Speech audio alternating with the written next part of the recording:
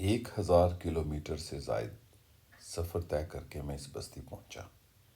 مجھے آگے ایک طویل سفر کرنا تھا۔ یہ اس بستی میں میرا چھٹا سفر تھا، جہاں پر حضرت نوح علیہ السلام کا پہاڑ ہے، ارارات۔ اس بستی سے مجھے ایک عجیب انس ہے۔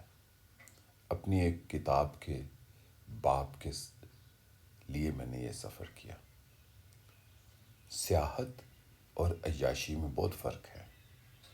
سیاحت کا جو لطف ہے وہ سادگی، مشقت، تحقیق، تلاش، مطالعہ سے ہے، اور جو عیاشی ہے بڑے ہوٹلوں میں رہنا، کھانا پینا، موجیں کرنا۔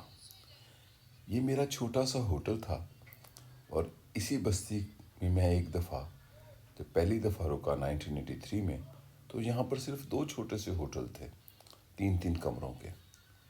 تو ایک سیاح کا کمرہ کیسے ہوتا ہے، اور ایک عیاش جو دنیا میں عیاشی کرنے کے لیے سفر کرتے ہیں ان کا کمرہ کیسے ہوتا ہے۔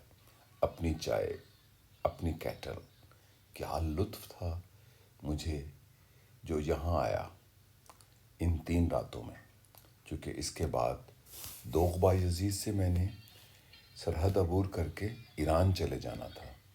یہاں پر 4 ممالک کی سرحدیں ملتی ہیں: ایران، ترکی، آذربائیجان، جارجیا، آرمینیا۔ اور جب آپ کے مطالعے میں ایسے خطے پہلے سے ہوں تو پھر اس کا ایک سحر ہوتا ہے۔ میرا اپنا ایک نوسٹلجیا بھی تھا۔ ارارات، دوغ بایزید، ایران ترکی کی سرحد بازرگان، یہ میری زندگی کے اہم نوسٹلجیاز میں سے ایک ہے۔ ایک سیاح کا کمرہ آپ سے شیئر کیا۔ باقی اگر آپ پڑھنا چاہیں تو میں ہوں جہانگرد میں پڑھیں۔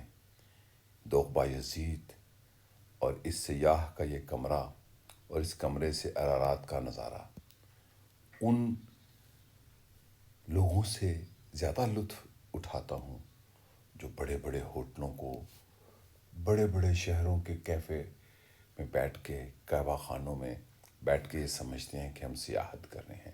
سیاحت سرزمین، انسان اور دھرتیوں کا سفر ہے۔ اور سیاح کا کمرہ کیسا ہوتا ہے یہ دیکھیں، یہ تو بہت پریویلیجڈ کمرہ ہے، چونکہ سیاح ایک ایسا دنیا گھومنے والا شخص ہوتا ہے جو سرزمین کے اوپر چل کر اپنی دنیا ہر روز خود بساتا ہے۔ تو یہ سیاح کا کمرہ ہے۔ ایسے ہوتے ہیں سیاح اور ان کے کمرے۔ یہ پھیلا ہوا سامان، یہ بکھرا ہوا سامان اگلے 6-7 ہزار کلومیٹر سفر کی تیاری کا پہلا پڑاؤ تھا، جو 1000 کلومیٹر سے زیادہ سفر کر کے اس بستی میں پہنچا۔ یہ پہلا سنگ میل تھا اس سفر کا، اور جو لطف تھا اس کمرے میں رہنے کا، سامنے رات، اپنی چائے، پرانے گیت، اپنے ریڈیو پہ جو میں سنتا ہوں، وہ اس کا ہی ایک لطف ہے، اور گیت اپنی دھرتی سے جڑے ہوئے۔ یہ ہے دوغ بایزید، میری ایک کتاب کا باب۔